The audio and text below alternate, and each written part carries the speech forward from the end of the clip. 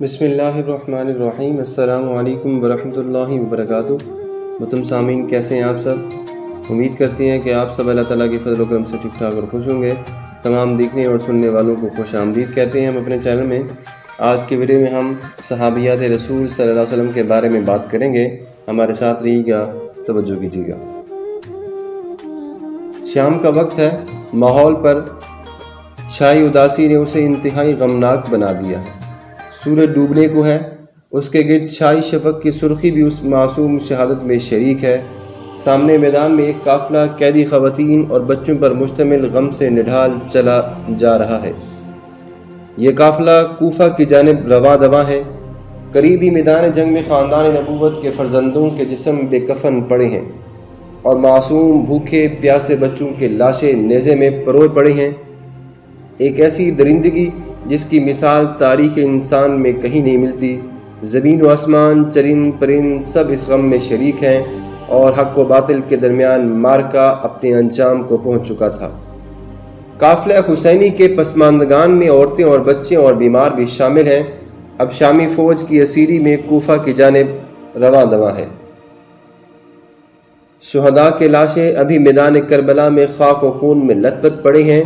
جب یہ ستم رسیدہ قافلہ ان کے پاس سے گزرا تو اہل قافلہ فرط غم سے نڈھال ہو گئے۔ اس موقع پر قافلہ حسینی کی ایک بے باک خاتون نے انتہائی غمزدہ الفاظ میں یوں فریاد کی: اے محمد مصطفیٰ صلی اللہ علیہ وسلم، آئیے دیکھیے، آپ کے حسین رضی اللہ تعالی عنہ کا خون آلود لاشا چٹیل میدان میں پڑا ہے۔ اس کا جسم پارا پارا کر دیا گیا ہے۔ آپ کے گھرانے کی لڑکیاں رسیوں میں جکڑی ہوئی ہیں۔ اے میرے نانا، یہ آپ کی اولاد ہے جسے ہنکایا جا رہا ہے۔ ذرا حسین رضی اللہ تعالیٰ عنہ کو دیکھیے کہ ان کا سر کاٹ دیا گیا ہے، ان کا امامہ اور چادر چھن گئی ہے۔ قافلہ آگے بڑھتا ہے اور کوفہ میں داخل ہوتا ہے۔ اہل کوفہ ہزاروں کی تعداد میں انہیں دیکھنے کے لیے جمع ہیں۔ ان میں سے بعض کی آنکھوں سے آنسو رواں دواں ہیں۔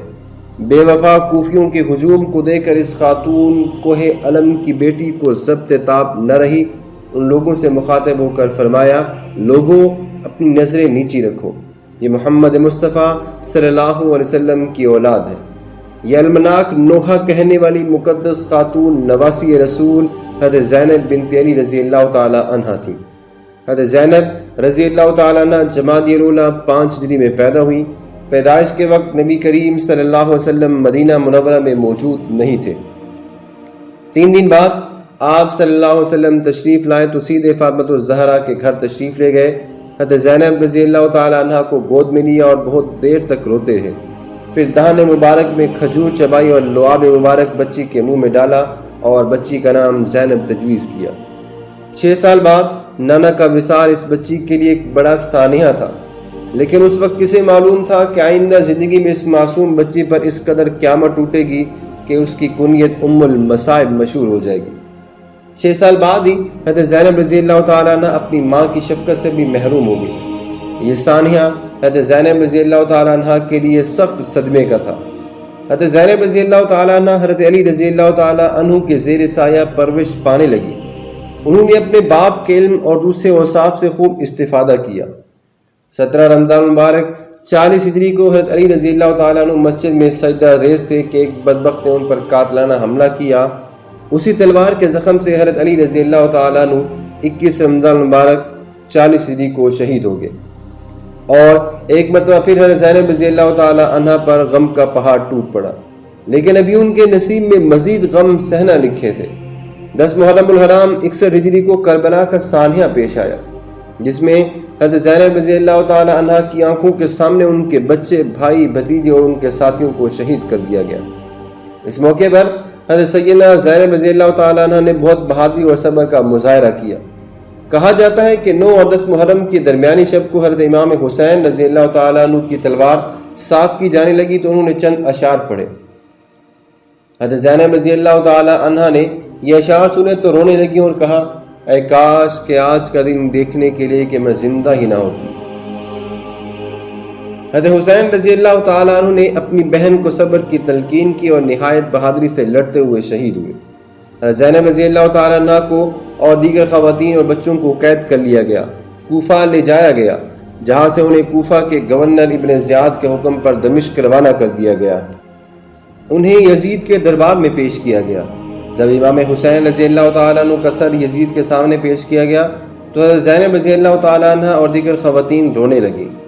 اس موقع پر حضرت زینب رضی اللہ تعالیٰ عنہ نے ایک دردناک تقریر کی جس سے یزید کو خوف محسوس ہوا کہ لوگ اس کے خلاف نہ ہو جائیں۔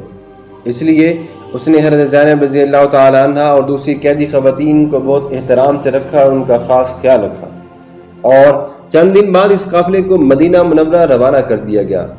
جب حضرت زینب رضی اللہ تعالیٰ عنہ مدینہ منورہ واپس آئیں تو سارا مدینہ منورہ سوگوار تھا۔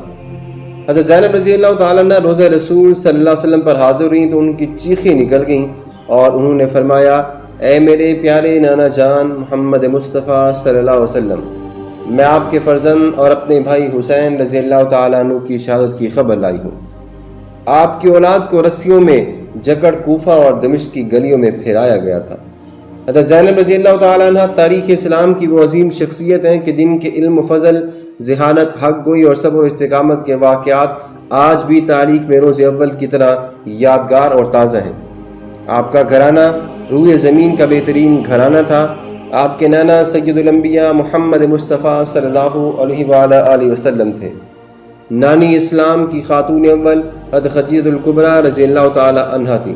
والد اسد اللہ باب العلم حضرت علی رضی اللہ تعالی عنہ تھے۔ والدہ خاتون جنت حضرت فاطمہ الزہرا رضی اللہ تعالی عنہا تھیں، اور بھائی جنت کے جوانوں کے سردار امام حسن حسین رضی اللہ تعالی عنہ تھے۔ آپ کے مشہور القاب شریک الحسین، ناموس الکبریٰ کے، قرۃ العین، المرتضیٰ، خاتون کربلا کے بھی ہیں۔ آپ زہد و تقوی، شرم و حیا میں امام حضرت فاطمہ رضی اللہ تعالی عنہا کا بہترین کامل نمونہ تھیں، اور علم و فضل میں پورے قریش میں کوئی لڑکی آپ کی برابری نہیں کر سکتی تھی۔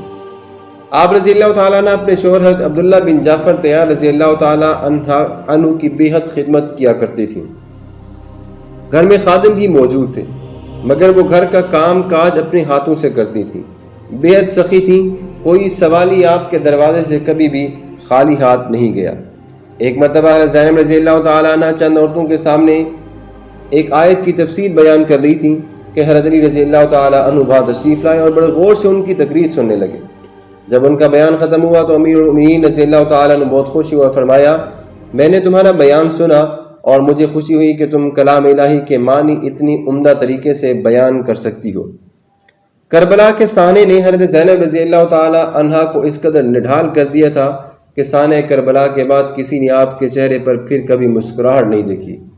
آپ مدینے آ کر کربلا کے واقعات لوگوں کے سامنے نہایت درد کے ساتھ بیان کرتی تھیں، اور لوگ ان سے متاثر ہوتے تھے، اور ان میں اولاد رسول صلی اللہ علیہ وسلم کی حمایت کا جذبہ پیدا ہوتا۔